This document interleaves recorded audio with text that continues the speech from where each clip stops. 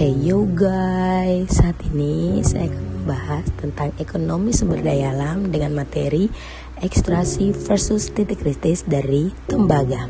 Sebelum itu, saya akan memperkenalkan diri saya. Nama saya Glersika Kapitarau, saya berkuliah di Universitas Papua pada Fakultas Ekonomi dan Bisnis, program studi S1 Ekonomi Pembangunan. Nah, teman-teman, sebelum saya masuk pada materi atau pembahasannya akan saya bahas, saya ingin bertanya, apakah teman-teman pernah menemukan tembaga atau melihat bentuk tembaga dalam kehidupan sehari-hari? Nah, saya akan memberikan salah satu contoh bentuk tembaga yang kita temukan dalam kehidupan sehari-hari. Nah, contohnya adalah kabel. Apakah kalian pernah melihat kabel? Pasti kalian pernah melihat. Nah, isi dalam kabel ini terbuat dari tembaga. Ada kabel yang menggunakan tembaga bentuk serabut ataupun yang bentuk batangan. Tapi menurut kalian tembaga itu apa sih? Tembaga atau copper adalah salah satu unsur logam berbentuk kristal dengan warna kemerahan dengan nama kimia adalah kuprom yang dilambangkan dengan Cu. Tembaga secara alami terdapat di dalam lapisan kulit bumi dalam berbagai bentuk seperti sulfida, dalam berbentuk karbonat, dalam bentuk silikat, dan juga sebagai tembaga murni. Kebanyakan tembaga ditambang atau diekstraksi dalam bentuk tembaga sulfida dari tambang terbuka atau deposit. Nah, tadi teman-teman dengarkan kalau kebanyakan tembaga itu ditambang atau diekstraksi. Nah, menurut kalian ekstraksi itu apa sih? Menurut Universitas Gadjah Mada mengatakan ekstraksi merupakan upaya untuk pengelolaan sumber daya alam dari dalam bumi yang kemudian dapat diolah menjadi sumber energi. Kemudian, menurut Universitas Stikom, ekstraksi tembaga mengacu pada metode yang digunakan untuk mendapatkan tembaga dari bijinya. Nah, kedua pengertian ini menurut saya memiliki arti yang sama saja, dikarenakan ekstraksi adalah salah satu upaya yang digunakan untuk mengambil sumber daya alam yang berasal langsung dari bentuk wujud aslinya. Oke, tetapi yang hari ini yang saya akan bahas adalah ekstraksi tembaga. Nah, ekstraksi tembaga yang tadi dikatakan oleh Universitas Stikom bahwa ekstraksi tembaga adalah metode yang digunakan untuk mendapatkan tembaga dari bijinya. Oleh karena itu, metode seperti apa yang mereka gunakan untuk mendapatkan tembaga? Sebelumnya ini adalah bentuk wujud biji tembaga. Dari biji ini mereka olah untuk mendapatkan sebuah tembaga. Maka dari itu ada proses yang mereka harus lalui. Berikut adalah proses sederhana pembentukan atau proses ekstraksi tembaga. Pertama-tama, biji tembaga yang mereka temukan itu diolah dahulu agar kandungannya menjadi sekitar 25-35% koprom. Kemudian biji tersebut dimasukkan ke dalam tungku peleburan. Dari tungku peleburan kemudian masuk ke dalam tungku pemisahan terak.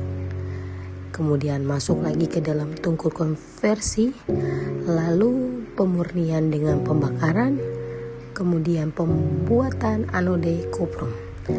Setelah itu paling akhir tembaga anode dengan kandungan 99,4% koprom tersebut masuk ke proses elektrolisis untuk menghasilkan 9,99% koprom. Nah, itu adalah bentuk proses sederhana dari ekstraksi tembaga. Lalu bagaimana dengan titik kritis? Titik kritis adalah di mana suatu sumber daya alam yang dapat diperbarui telah terpakai sampai batas maksimum yang mengakibatkan sumber daya alam tersebut tidak dapat lagi diperbarui, ataupun jika bisa diperbarui lagi membutuhkan waktu yang sangat panjang di mana kita harus menunggu hingga berpuluh-puluh tahun maupun sampai beribu-ribu tahun, bahkan bisa juga sampai jutaan tahun. Jadi, tembaga ini termasuk dalam sumber daya alam yang tidak dapat diperbarui. Namun, tembaga ini dapat didaur ulang. Tetapi, menurut pendapat saya, maupun tembaga ini dapat didaur ulang, tapi jangan sampai kita gunakan atau mengkonsumsinya melebihi dari batas maksimum. Maupun dapat didaur ulang, tapi jika suatu saat tidak akan dapat didaur ulang lagi, kita harus tunggu beribu-ribu tahun, bahkan jutaan tahun tersebut untuk kita dapat memperoleh tembaga kembali. Nah guys, maka dari itu pada tahun 2022 terdapat dalam websitenya Databox mengatakan bahwa Indonesia adalah salah satu negara penghasil tembaga terbesar di dunia. Wah, hebat sekali bukan kalau Indonesia termasuk dari kumpulan negara-negara penghasil tembaga terbesar. Namun, kalian kenal dengan sosok ini? Ya, dia adalah Presiden Indonesia, Bapak Insinyur Haji Joko Widodo. Ya, pidatonya pada tanggal 1 Februari 2023, ia menyampaikan bahwa ia akan segera mengumumkan kebijakan larangan ekspor tembaga mentah dan menyusul kebijakan serupa yang telah berlaku untuk nikel disusul bauksit per Juni nanti. Yaitu, Bapak Presiden juga mengatakan bahwa keputusan untuk pemberhentian ekspor tembaga mentah ini didasari oleh progres pembangunan smelter di Gresik, Jawa Timur dan Nusa Tenggara Barat atau NTB yang sudah mencapai lebih dari 50%. Nah, Presiden juga menambahkan Indonesia saat ini telah menjadi pemegang saham mayoritas PT Freeport Indonesia. Wow, itu Terlebih lanjut lagi, Presiden sangat menegaskan bahwa Indonesia akan terus menunjukkan kebijakan hilirisasi pertambangan meskipun mendapatkan gugatan dari negara lain.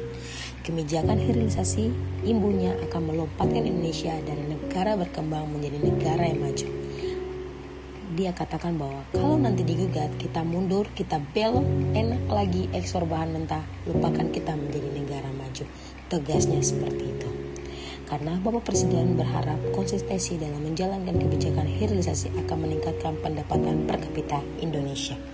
Nah, itulah yang ditegaskan oleh Bapak Presiden Jokowi pada pidatonya di hari Rabu tanggal 1 Februari 2023 Jakarta. Nah, sebelum saya mengakhiri pembahasan, saya akan menayangkan sebuah video yang menegaskan tentang pemberhentian ekspor bahan mentah tembaga. Selamat menyaksikan.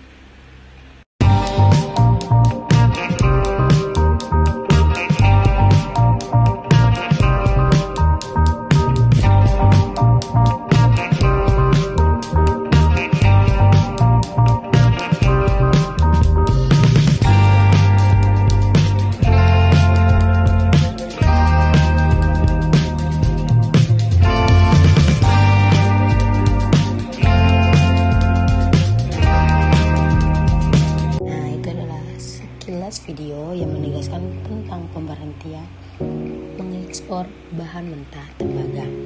Jadi kesimpulan yang saya ambil terkait dengan materi pembahasan saya adalah jangan kita terlalu banyak atau terlalu berlebihan mengkonsumsi sumber daya alam, apalagi sumber daya alam yang terbatas seperti tembaga maupun dapat didaur ulang. Namun sumber daya alam tersebut juga memiliki titik kritis, di mana ketika titik kritis itu mencapai titik maksimum, kita akan mendapatkannya lagi dengan butuh banyak waktu atau butuh bertahun-tahun untuk mendapatkannya lagi.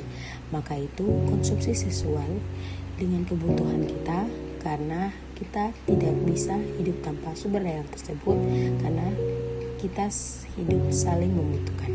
Terima kasih. Sekian dari presentasi video kali ini. Sampai jumpa, sampai ketemu lagi di video selanjutnya. Bye bye.